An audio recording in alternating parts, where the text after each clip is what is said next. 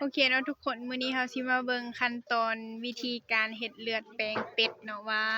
สิมีขั้นตอนแนวใดและสูตรมันต้องเฮ็ดแนวใดเนาะเราสิมาเบิ่งนำกันเลยอันนี้ก็สิเป็นเครื่องในแล้วก็ซีนเป็ดอีกส่วนหนึ่งเนาะที่เขาเจ้าสิเอามาเฮ็ดมีว่าอันต้องประเดกเอาคนกับเว้ยสิ ส่วน เนาะ อันนี้ก็คือเลือดเป็ดนี่เราจะเฮ็ดแบบนี้3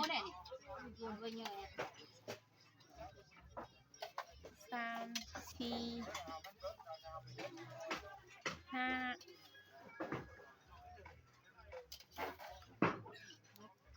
6 บวงมันสิมีอันนั้นอีกได้เนาะมีอันปริมาณน้ำที่จะผสมน้ำใส่นี่แล้วขั้นตอนต่อไปก็คือสิ มือนี่เลยเนาะ โหยหอมใส่เนาะ เพิ่มกระลางตะเจ้าหอมรวมนี่มะเผ็ดแน่มาเลยเซอร์ซบมือเลยลูกนี่ มือสดๆแล้วจังนัวนะ เนาะ มันยังเป็นดีแม่ครัวเฮาสิจัดการบัดนี้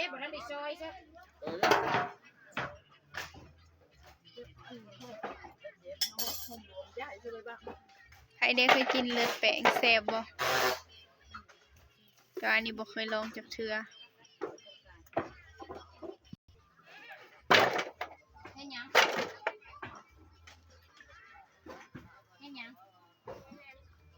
อันนี้ก็คือสูตรของการเฮ็ดเลือดแปลงก็คือเลือดหันได้6บวงแต่ว่าน้ำหันต้องคูณ2เนาะก็แสดงว่าน้ำหันต้องแม่น12บวงเนาะที่เขาจะตวงใส่นี่อันนี้คือสูตรของการเฮ็ดเลือดแปลงแต่บ่ฮู้ว่าบ่อนอื่นมีสูตรแนวใดและเฮ็ดแนวใดแน่เนาะ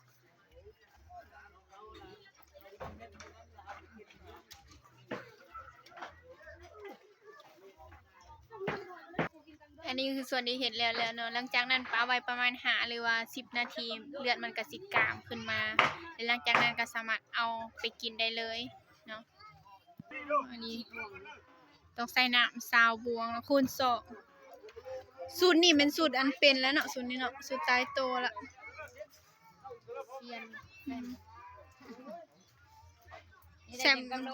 แซมปรมาจารย์ของการเฮ็ดเลือดแปลงได้นี่นะเฮ็ดปุ๊บแล้วเป็นปั๊บเลยนี่ยังว่าวัดดวงเดี๋ยวนี้จะโอ้ยหน้าพอตะเลิศแล้ว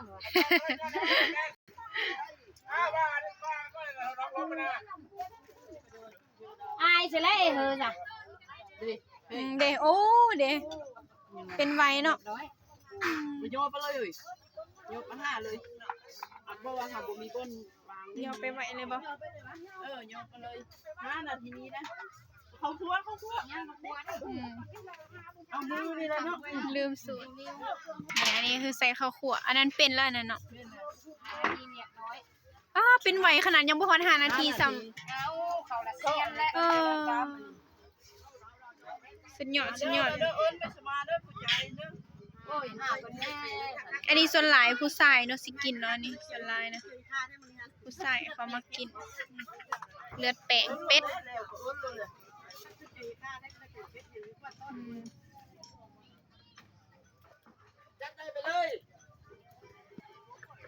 เป็นไดๆเห็นมันรู้สึกไดๆเห็นเลือดแปลงอ่ะ มันบ่ได้จิเทื่อบ่เบิ่งอันหัวหน้านี่ บ่แม่นน้ำลายออกก่อนบ่ ขายเลือดเลย นี่อันนี้กามแล้วเนาะอันนี้เนาะบางคนที่เฮ็ดบ่เป็นได้เนาะ เป็นแล้วคนอีก แบ่งขายจ้ะนี่มันแบ่งขายจ้ะ เฮ็ดมาขายไม่ได้เลยก็ได้ดี ล่าสุดสิเฮ็ดขายแล้วบัดนี้นะมีผู้สนับสนุนนี่เฮ็ดขายแล้วบัดนี้ โอ้เฮ็ดเลือดแปลงเป็นเนาะนี่ขนาดเฮ็ดน้อยเดียวยังบ่ฮอด5นาทีพี่น้องแต่ว่ากามละ ขายจนเชื่อมลงทุนขายจะได้